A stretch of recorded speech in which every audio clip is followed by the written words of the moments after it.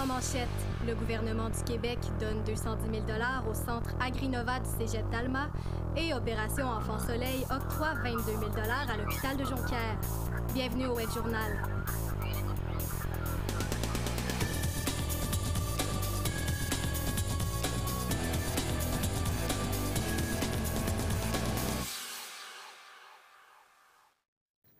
Bonsoir et bienvenue au Web Journal du mardi 25 février 2014.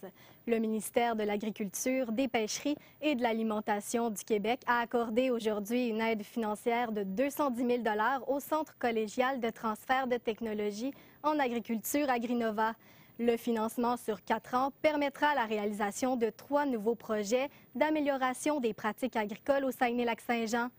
Sabrina Malaison, de quel projet s'agit-il? En fait, on parle d'amélioration des pratiques dans le secteur nord du Lac-Saint-Jean.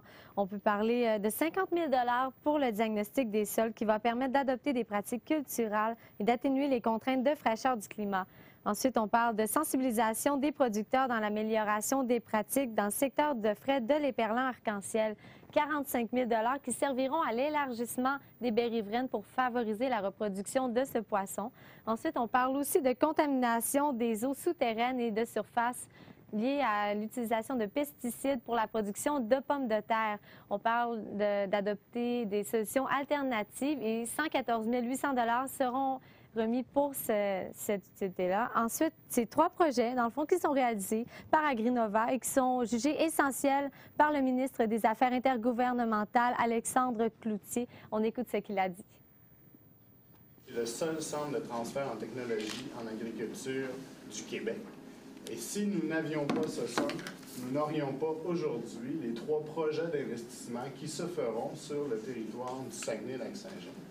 Justement, qu'est-ce que c'est Agrinova? Bien, Agrinova, c'est un centre de recherche de techniques d'innovation. Ça fait 18 ans qu'ils sont sur le plancher, qu'ils accompagnent les entreprises dans la mise en place de plusieurs projets. Ils ont réalisé 600 projets et ont des retombées de 18 millions de dollars dans la recherche au Québec.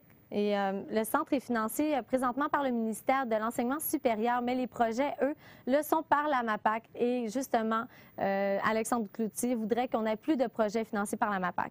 On écoute ce qu'il a dit. Et ce que je souhaite, moi, comme élu local, c'est voir davantage de projets financés par le MAPAC, justement pour permettre de développer des nouveaux créneaux pour nos agriculteurs qui, comme vous le savez, bénéficient d'un climat bien particulier, mais en même temps prometteur. Rapidement, comment seront testés ces projets? Sur 15 entreprises au Saguenay-Lac-Saint-Jean. Merci beaucoup, Sabrina. Ça fait plaisir. La CSST pointe du doigt Rio Tinto Alcan pour l'accident qui a coûté la vie à Cindy Lavoie le 30 avril 2013. L'employé de l'aluminerie d'Allemand a été écrasé par une tige d'une demi-tonne. La CSST explique que l'entreprise a omis d'identifier les sources de danger ainsi que de mettre en place des mesures de protection pour ses employés. Un constat d'infraction a d'ailleurs été remis à l'entreprise. De son côté, RTA affirme que toutes les mesures préventives ont été prises pour éviter un autre accident mortel. La joueuse de tennis Marie-Alexandre Leduc, qui n'était pas présente hier au premier podium Pierre Lavoie, a mérité 10 000 $ dans le cadre de la nouvelle bourse sportive offerte par la Ville de Saguenay. Les 4 autres finalistes ont obtenu chacun un montant de 5 000 $. Nathan Maillot-Brochu, j'imagine que les boursiers étaient ravis de cette récompense. En effet, Marie-Lou, même si tous les boursiers n'étaient pas présents à l'événement, ils profiteront tous de cet avantage afin d'investir dans leur future carrière d'athlète. Les critères de sélection pour l'obtention de cette bourse étaient clairs. L'athlète devait avoir une attitude de modèle tout en performant à un haut niveau. Et pour le maire Jean Tremblay, c'est une occasion en or. On sait qu'on les aide, on sait qu'ils en ont besoin. Et les bourses qu'ils reçoivent habituellement sont très petites. Là, c'est quand même des bourses substantielles, 10 000, 5 000, des bourses intéressantes. La joueuse de tennis Marie-Alexandre Leduc, qui a gagné le premier prix de 10 000 $, a dû trimer dur afin d'obtenir une telle reconnaissance. Le côté que les gens ne voient pas, c'est qu'en arrière de tout ça, il y a 30 heures d'entraînement par semaine, il y a l'éloignement de sa famille, donc il y a beaucoup de sacrifices là, qui permettent d'amener à un niveau comme ça. Cette bourse financera les sorties à l'extérieur ainsi que de l'équipement aux athlètes. Puisque ces dépenses sont souvent dispendieuses, il est ardu de développer adéquatement ces sportifs qui désirent faire carrière dans le domaine. La lacune qu'on a dans notre région, c'est souvent on va focusser sur l'élite rapidement. Il faut créer des structures pour aider les athlètes qui ont beaucoup de potentiel. Mais l'important, c'est la base, le développement, l'initiation, le plaisir. Le podium Pierre Lavoie, qui en était à une première édition, fera sans doute des petits. La Ville de Saguenay n'exclut pas la possibilité d'octroyer plus de bourses l'année prochaine et espère que d'autres se joindront aux investisseurs. L'événement a apporté un certain enthousiasme de sorte que Pierre Lavoie désire inviter le Lac-Saint-Jean à remettre des bourses à ses athlètes. Nathalie Brochu, ATM Nouvelles, Saguenay.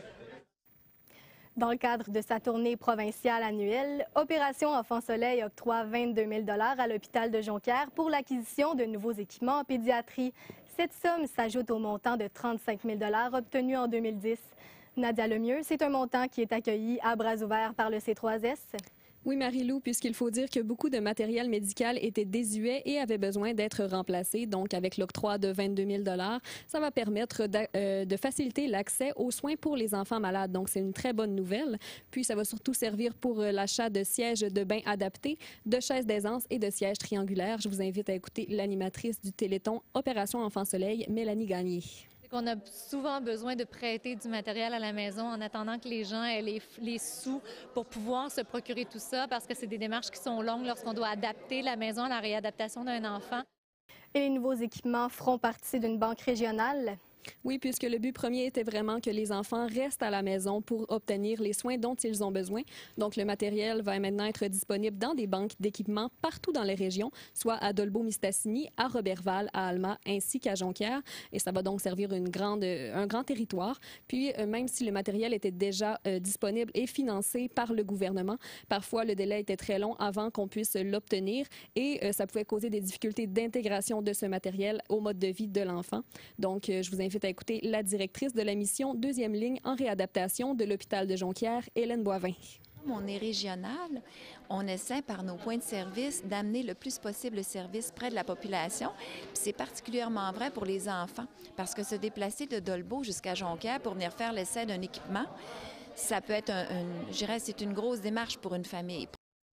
Est-ce que l'octroi du montant permettra au centre de santé de renouveler son matériel? Oui, puisque pour l'instant, c'était impossible de renouveler chaque fois le matériel quand il y en avait du nouveau, mais maintenant, ils vont pouvoir s'adapter aux nouvelles technologies en matière de pédiatrie.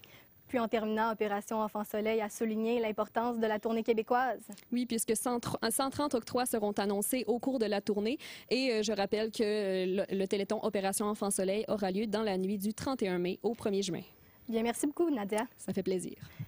Des travaux de remplacement de glissières seront effectués sur la route 169 à Périmoncat du 25 février au 2 avril. Durant cette période, la circulation sera en alternance en tout temps et sera contrôlée par des feux de signalisation. Le directeur général de services sanitaires Bonneau a été retrouvé hier soir par les policiers gisant dans une mare de sang. Il a dû être opéré d'urgence, mais on ne craint pas pour sa vie. Les enquêteurs essaient de faire la lumière sur cette agression. L'acteur Sébastien Huberdeau se dit fier d'être le porte-parole du Festival Regard sur le court-métrage. Je vous invite à écouter l'entrevue qu'il a accordée à notre journaliste, Frédéric Masson-Alder. D'abord, bonjour, Sébastien Huberdeau. Bonjour. C'est un retour pour vous au Festival Regard sur le court-métrage, puisque vous êtes déjà venu en tant que comédien. En tant que comédien en 2007. Exactement, mais dans le cadre de la 18e édition, vous venez à titre de porte-parole. Comment vous sentez-vous à 2 semaines de l'événement? Je me sens bien.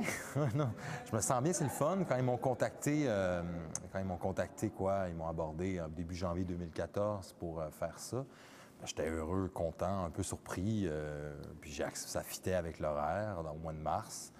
Puis comme j'ai fait beaucoup de courts-métrages, puis j'en regarde quand même pas mal, j'ai tout de suite accepté, en fait, d'être porte-parole. Puis avez-vous des appréhensions, peut-être, face à votre rôle de porte-parole, justement?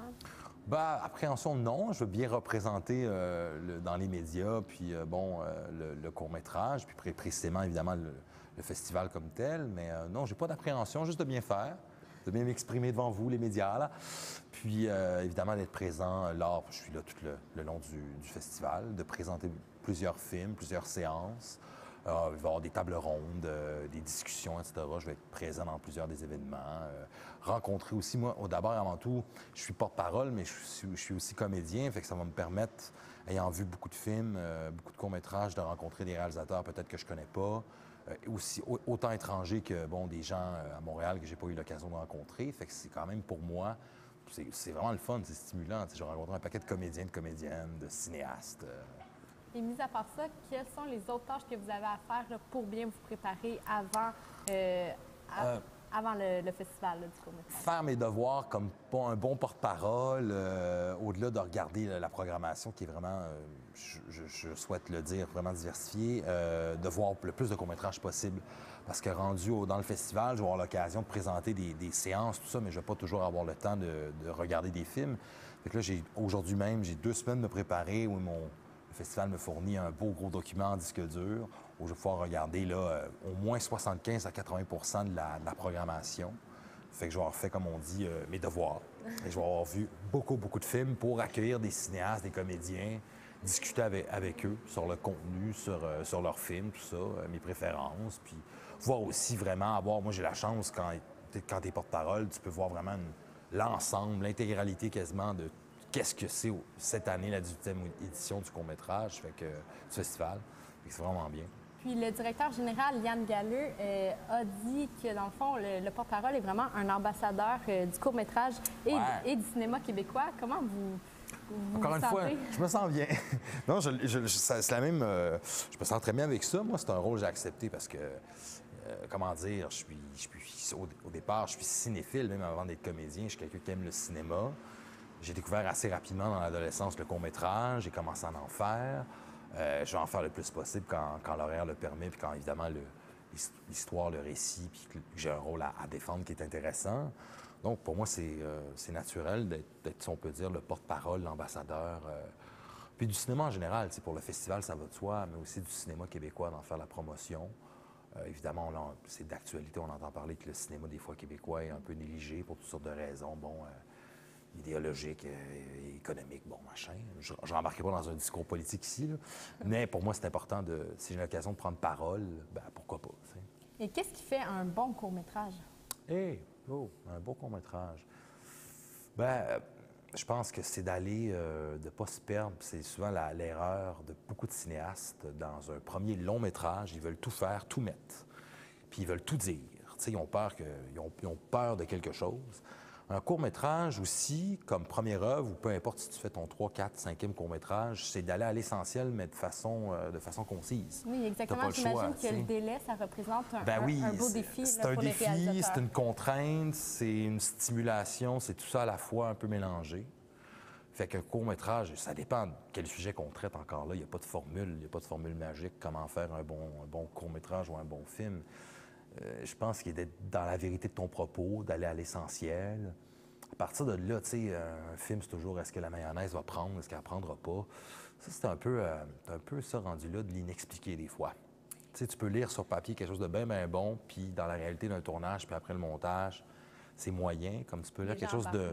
Ouais, tu peux lire quelque chose qui te semble, OK, c'est pas pire, puis finalement, dans la réalité dans la finalité du projet, ça va être bien. Fait que ça dépend, ça. Et en quoi Regard est un beau rendez-vous pour les amateurs de court-métrage et de cinéma québécois? Je pense qu'il y en a pour tout le monde. Moi, j'ai regardé rapidement la programmation, très diversifiée. Il y a des programmes plus axés vers la famille, le thème sportif. Il y en a pour des cinéphiles plus aguerris, je crois, de façon plus pointue. C'est vraiment... Il y en a pour des gens... Même dans... C'est ça, je pense que c'est à Yann Galleux, j'en parlais ce matin. Tu sais, il y a aussi du court-métrage plus accessible, blockbuster, en guillemets, même s'il n'y a pas de blockbuster en court-métrage. Puis il y a du court-métrage pour peut-être des gens un peu plus cinéphiles, un peu plus on peut dire, plus aguerris, là. Fait qu'il y en a vraiment pour tout le monde. Fait que je pense que tout le monde y trouve son compte. Puis à 34 ans, vous avez déjà eu la chance de côtoyer des grands réalisateurs québécois, par exemple Denis Arcand, Denis Villeneuve, Pods aussi.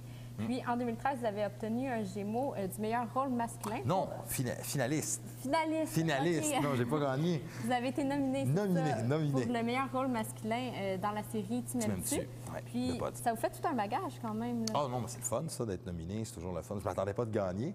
J'étais dans une catégorie assez relevée de comique. Puis moi, je suis pas... Quand j'ai su que j'étais nominé, comment dire, j'étais surpris, mais parce que d'emblée, je suis peut-être pas quelqu'un qui sa force, c'est d'être comique, mais je suis dans une série qui se voulait un peu dramatico-comique, si on peut l'appeler comme ça, mais non, ça fait toujours le fun, puis comment dire, moi, je suis un autodidacte, j'ai pas fait d'école de théâtre. Fait que j'ai commencé vraiment de petit à petit à rouler ma bosse dans l'adolescence, de fil en aiguille, puis à un moment donné, en fin d'adolescence, les choses sont devenues de plus en plus concrètes, plus sérieuses, de projet en projet, puis j'ai évolué là-dedans, puis je sentais que, personnellement, moi, je stagnais pas, c'est que j'évoluais comme comédien, fait que, ouais, pourquoi pas. Oui. Puis, en terminant, on rappelle que le festival Regard sur le court-métrage se déroulera du 12 au 16 mars prochain, et je vous laisse peut-être conclure avec une invitation personnelle pour la population? Que la population d'ici et d'ailleurs, évidemment, les gens, les Pakistanais qui nous écoutent, peut-être vont avoir de la difficulté à venir d'ici 2 semaines, mais pour le reste du Québec, c'est un festival vraiment à voir, à être présent. Il y a plein de beaux films, plein de courts films. Il faut que le plus possible qu'il y ait de monde, puis vraiment, c'est une programmation très relevée. Alors, j'invite tout le monde. Merci beaucoup, Sébastien Verdeau. Merci à toi. La première rameuse nord-américaine à avoir traversé l'océan Atlantique, Mylène Paquette, considère que les élèves ne peuvent demeurer confinés dans une salle de classe durant leurs études. Elle a partagé ce matin devant le cercle de presse du Saguenay qu'elle encourage les établissements comme la Maison familiale rurale du Fjord, qui offre une formation académique et professionnelle en alternance. Maxime Tousignan, pourquoi Mylène Paquette se sent-elle interpellée par cet enjeu? En fait, Marilyn Paquette s'identifie à ces élèves qui ne peuvent rester assis toute une journée derrière leur pupitre. En fait, comme elle le dit à un moment, il faut sauter à l'eau, passer de la théorie à la pratique. Et c'est pourquoi elle est heureuse d'encourager, oui, mais surtout de s'associer à la maison familiale et rurale du Fjord. Selon elle, ce programme joint le meilleur des 2 mondes, tant un encadrement au niveau de la théorie, mais surtout au niveau pratique directement sur le terrain. D'ailleurs, selon elle, le système d'éducation devrait s'inspirer pour la majorité des étudiants. Je vous invite à l'écouter. Je ne peux pas croire qu'il y a 90 des jeunes au Québec qui sont faits pour rester assis sur un bureau sans apprendre en faisant, sans apprendre en apprivoisant des métiers. Donc, malheureusement, peut-être que le système est à revoir. Puis quelle influence peut avoir Mylène Paquette sur les élèves de la Maison familiale rurale du Fjord? Eh bien, c'est certain qu'après son succès en 2012, on parle de sa traversée de près de 5000 km du Canada jusqu'en Europe, donc un périple de 129 jours. Ça représente, oui, une fierté pour Mylène Paquette, mais surtout, elle représente maintenant une source d'inspiration, de persévérance et de détermination pour tous ces jeunes qui ont de la difficulté sur les bancs d'école. En fait, pour elle, elle voulait prouver que même si un projet, au départ, peut sembler fou par plusieurs personnes, eh bien, à la fin, ce sont ces mêmes personnes qui la félicitent. C'est d'ailleurs ce qu'a remarqué un étudiant finissant du programme de protection et exploitation des territoires fauniques, Alexandre Maltais, comme il nous l'a précisé un peu plus tôt aujourd'hui. On peut avoir des influences, puis il ne faut pas écouter tout le monde non plus, comme elle disait. Il y en a qui approuvaient moins ce qu'elle voulait faire au début de son projet. Mais non, quand on veut, on peut, puis il faut croire en ce qu'on veut faire, puis nos passions surtout. Puis quel conseil donne-t-elle à un jeune comme Alexandre Maltais qui débute sa carrière professionnelle? Eh bien, il ne faut pas voir le projet comme une montagne, mais bien étape par étape, comme il se doit. En fait, la recette, elle est simple, selon elle. C'est la même pour ce qui est d'une traversée de l'Atlantique que pour un projet quelconque. Je vous invite d'ailleurs à écouter cette même recette. De se fixer des petits objectifs, de se récompenser, de célébrer les bons coups, c'est ça qui nous permet d'être heureux dans quelque chose, puis de continuer d'évoluer, puis de garder une attitude positive. Merci beaucoup, Maxime. Je vous en prie. C'est avec plusieurs ateliers offerts par 8 professeurs de renommée internationale que Saguenay Swing invite le public à sa 5e édition du festival Rockabilly 418 qui aura lieu du 6 au 9 mars prochain. Un reportage de Cassandre Forcier-Martin. Pour une 5e année consécutive, Saguenay Swing invite le public à prendre part au festival Rockabilly 418. Cet événement axé sur la danse et la musique rockabilly, dont le but est de faire revivre l'époque du rock'n'roll et de ses pistes de danse bondées, offrira plusieurs ateliers. Les cours offerts par 8 professeurs de renommée internationale seront pour tous les niveaux de clientèle. Donc, autant les danseurs initiés que les non-danseurs sont invités à l'événement. Ceux ne pratiquant pas la danse pourront également profiter d'un forfait spécial incluant 3 heures d'atelier et l'accès à 3 soirées, chacune incluant une initiation à la danse rockabilly. Le rockabilly, le jive, c'est un style de musique, comme je disais tout à l'heure, qui est rock'n'roll. C'est ouvert à tous. C'est pas seulement que les gens qui savent déjà le danser qui peuvent venir le voir, parce qu'il va y avoir à tous les soirées de danse, il va y avoir à 8 heures une initiation qui va être donnée par des professeurs de la région. Des compétitions et des démonstrations impressionnantes de danse et une soirée dansante avec DJ invité y prendront place. De plus, lors de la soirée de samedi, une prestation du groupe Michelov and the Dynamite Blues Band aura lieu. Le band promet d'offrir un spectacle dynamique sur les meilleures chansons rock'n'roll des années 50. Les soirées de danse, je pense, qui valent la peine du déplacement, surtout que là, c'est des gens de partout dans la province qui se rassemblent à Chicoutimi pour justement des soirées de danse. Donc, ça permet de danser avec plein de gens, de faire plein de rencontres. Puis, en plus, il y a des petites compétitions, donc ça nous permet aussi de nous développer de ce côté-là. C'est une compétition qui est provinciale, donc on a le titre qui vient avec aussi. C'est attrayant, c'est bien agréable. On a des danseurs de partout au Québec qui viennent pour participer à ces compétitions-là. La 5e édition de Saguenay Swing débutera le 6 mars prochain au Sous-Bois à Chicoutimi. Cassandre Forcier-Martin, ATM Nouvelles, Saguenay. L'entrepreneur de construction Fernand Gilbert de Saguenay, Pierre Laprise, a terminé son témoignage aujourd'hui devant la commission Charbonneau. Il affirme avoir été intimidé par une centaine de personnes liées à la FTQ Construction au chantier de la Romaine sur la Côte-Nord. De son côté, l'agent d'affaires de la FTQ Construction, Bernard Gauthier, mieux connu sous le nom de Rambo, a expliqué aujourd'hui avoir pris la tête du local 791 de la Côte-Nord avec la mission de faire le ménage et d'améliorer les relations avec les employeurs. Les amateurs de cyclotourisme givré sont attendus le 1er mars prochain à Péribonka pour la première édition de la traversée du lac Saint-Jean à vélo. Il est encore possible de s'inscrire par téléphone ou via la page Facebook de l'événement. 15 personnes ont déjà confirmé leur présence. Les nouveaux outils du site migraction.ca agiront comme vitrine sur la région. Cette stratégie de la campagne de communication de Migration et Ici c'est possible Saguenay-Lac-Saint-Jean a été dévoilée en fin d'après-midi durant un point de presse. Andréane Larouche, en quoi consistent ces nouveautés?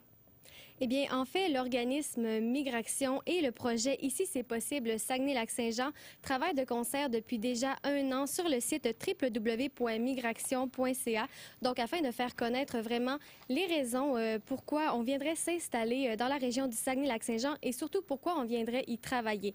Donc aujourd'hui, les porte-paroles ont mis en ligne une nouvelle forme, une nouvelle formule pour ce site qui existait déjà, donc avec une navigation plus simple et également avec des informations plus faciles à trouver. Donc, je vous invite à en apprendre davantage avec la coordonnatrice de la table régionale d'action en images positives, Marie-Noëlle Potvin. On a à dire qu'il y aurait 4 grands thèmes, en fait, qui se résument à 4 grands thèmes d'action que vous voyez là présentement. Donc, s'établir, travailler, se former et se divertir. J'imagine que ce sera très pratique. Oui, tout à fait. Donc, avec ces mêmes onglets habitation, travail, formation et divertissement, c'est certain que ça va être plus facile parce qu'on va avoir de l'information pour la recherche d'emploi en région et pour se dresser un bon réseau de contacts. Donc, il va y avoir des informations, par exemple, sur les MRC, les contacts à avoir, également tout ce qui concerne les services, donc les soins de santé, les établissements scolaires, les établissements de formation professionnelle, également ce qui concerne l'immigration. Puis, il va y avoir aussi un onglet davantage divertissement qui, lui, va permettre l'enracinement.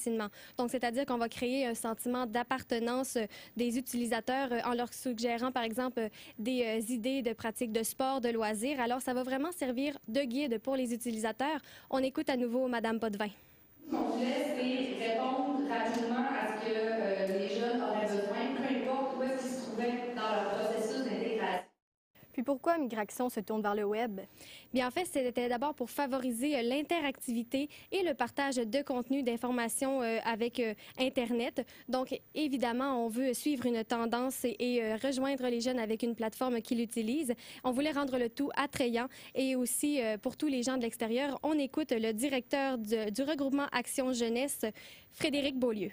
La stratégie Migration et ses grands objectifs vont utiliser la notoriété d'ici c'est possible pour se faire connaître dans la région, mais aussi à l'extérieur de la région. Merci, Andréane. Je vous en prie. Et à la météo, Simon, il faudra s'habiller chaudement demain? Donc oui, Marie-Lou, il faudra sortir les vêtements plus chauds parce que ça va continuer à se refroidir d'ici demain. En ce moment, au Saguenay, il fait moins 14, température ressentie de moins 24. Ce soir, ce sera un minimum de moins 18, moins 22 avec le facteur éolien. Cette nuit, ce sera moins 20, température ressentie de moins 27. Et demain matin, il fera moins 19 et moins 22 avec le facteur vent. Au Lac-Saint-Jean, c'est la même histoire. Ça va continuer à se refroidir. En ce moment, il fait moins 14 avec une température ressentie de moins 22. Ce soir, il fera moins 16 et moins 24 avec le facteur éolien. Cette nuit, moins 21, moins 7 avec le facteur vent. Et demain matin, ce sera moins 20 et température ressentie de moins 26. Merci beaucoup, Simon. Et merci d'avoir été des nôtres. On se retrouve demain midi pour une émission spéciale. Au revoir et bonne soirée.